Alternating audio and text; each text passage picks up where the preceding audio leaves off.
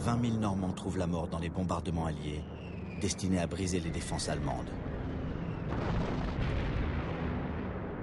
La Normandie est dévastée, mais cela fait 4 ans qu'elle attendait sa libération.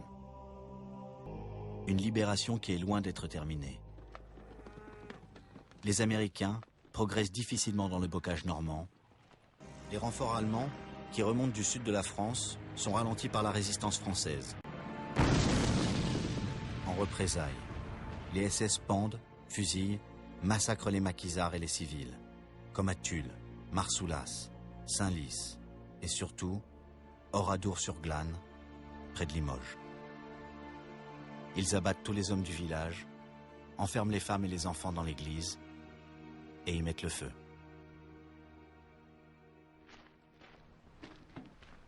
Le chef de la résistance, c'est le général de Gaulle qui revient en France après 4 ans d'exil. De Gaulle se rend à Bayeux, la première ville française libérée, pour imposer l'autorité de son gouvernement provisoire. De Gaulle est accueilli triomphalement par la population et il déclare: « La seule France légitime est celle qui, avec moi, a refusé la défaite. » À l'ouest, les Alliés prennent le dessus.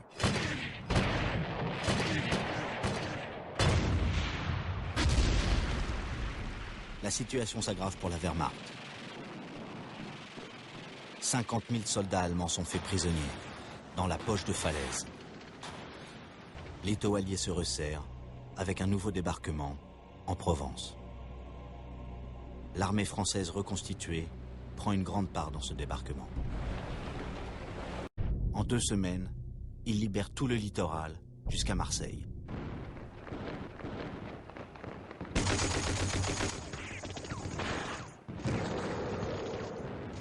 La résistance sort au grand jour et participe à cette libération, comme elle va le faire pour Paris.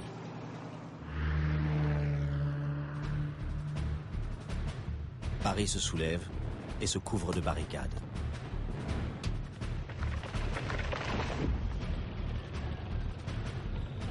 Une grande partie de l'armée allemande s'est retirée vers l'est, mais reste quand même 20 000 hommes, sous le commandement du général von Choltitz, qui a reçu l'ordre d'Hitler de détruire la ville.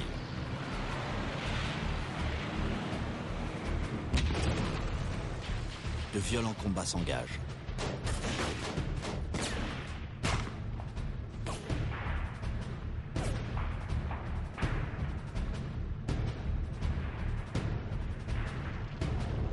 Au 4e jour de l'insurrection, une unité française, la 2e DB, la 2e division blindée du général Leclerc, arrive de Normandie pour achever la libération de la capitale. Les Allemands capitulent.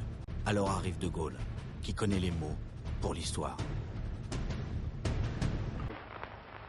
Paris, Paris outragé, Paris brisé, Paris martyrisé, mais Paris libéré. Le lendemain, 26 août, De Gaulle est à l'Arc de Triomphe pour déposer une gerbe.